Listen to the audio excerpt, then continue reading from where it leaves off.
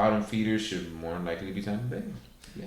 Yeah, but I think Tampa Bay with Bruce Arians, they should show a little bit of fight because I think so too. they should show a little bit of fight. Bruce Arians improves every team he's on, so I think so too. I think that they'll and hopefully with Todd Bowles as a defensive coordinator, they can fix that defense because that defense is god awful. Yeah, it always is.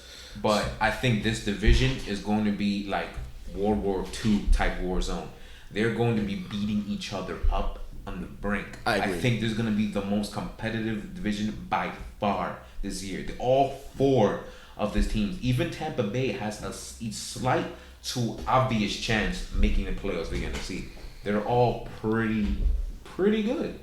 Like Tampa Bay, their defense is more likely going to be improved because Todd Bowles is a great coordinator.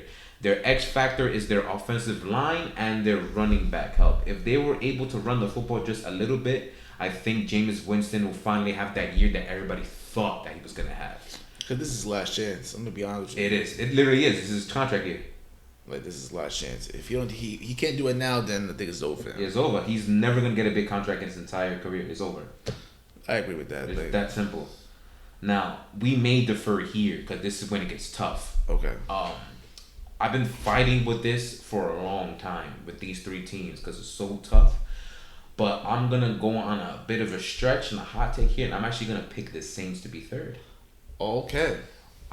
What I saw December and January from Drew Brees scares the bejesus out of me. And I am a huge Drew Brees fan. But I seen that arm almost turn into spaghetti, and I didn't like it. I don't like it at all. The defense still has big holes. They don't have any type of coverage linebackers to save their life, and they don't have any DBs to help out Marshawn Lattimore. Marshawn Lattimore was playing by himself. Mind you, he wasn't even all that himself last year. They had Eli Apple, for God's sake, at second corner. Like, come on now. Like, they don't have anybody there. They need to help him out. At least they have their front seven, though, for run stuff. Like, they could stop the run. They just can't stop anybody in the backfield. Hence, the NFC Championship game. So, like, they gotta fix that. But they also need a second receiver. They do have Jared Cook, though, so that might help. But Michael Thomas or bust. That's it.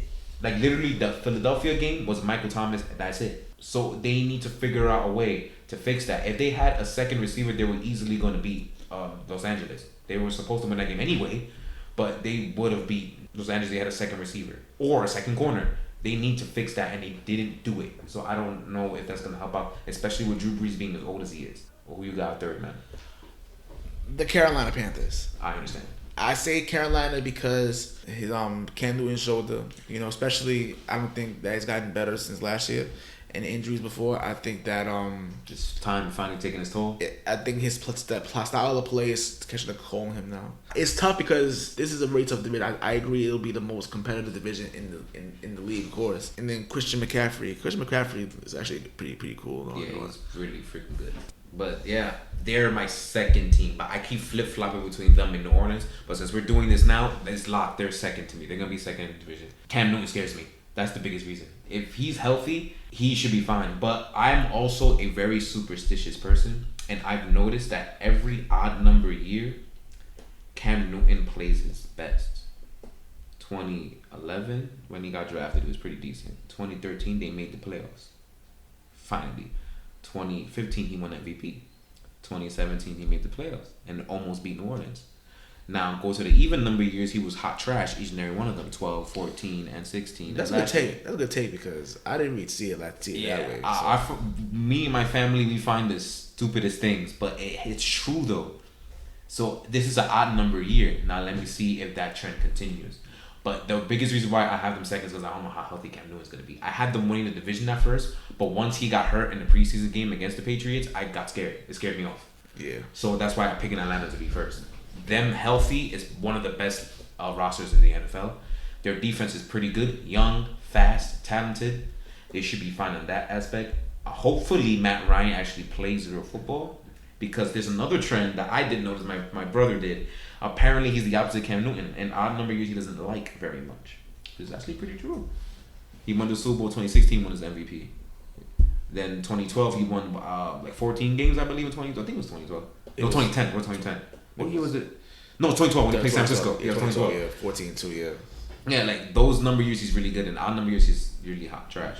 So I hope that breaks, and then so I can be right. That's basically because I'm not a fan, but I do like that. And this Julio Jones situation is something to keep an eye on because he wants his cash.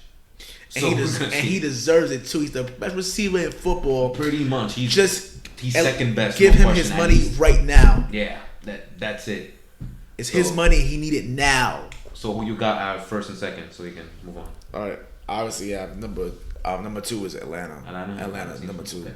Like for most of the same reasons too. I think that Atlanta will actually be fighting for a wild card spot between Dallas and Seattle, but we'll get to Seattle later. But I want to see Matt Ryan, like, how you say, honestly speaking, after the Super Bowl 51 loss, like, you don't see that drive. I mean, you see the drive, but you still see that he's kind of still defeated over it. You see how the way they play, how the way the team plays. But there's something off about them that I'm not. You got a gut feeling? Yeah, I can't really put my finger on it, but I think they're gonna be really, really good. And then last year, so many injuries in their team last year. Too many injuries on the team. Especially on defense. It was really bad. And then you got and then New Orleans number one. I think they still run that division and everything. Should have made it to the Super Bowl last year, but we're not even gonna talk about that ridiculous call. That non-call, yeah. Yeah, I'm not gonna talk about that. New Orleans will be number 1, and I don't know. Would they be a top buy spot? Probably. If they play like last year and Drew Brees doesn't fall off a cliff, they can take a first or second seed, no question. Yeah, we'll see about that. Yeah. So my prediction is basically banking off of Drew Brees not being Drew Brees.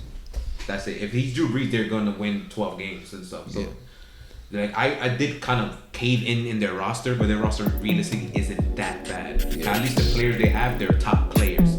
So they can do it.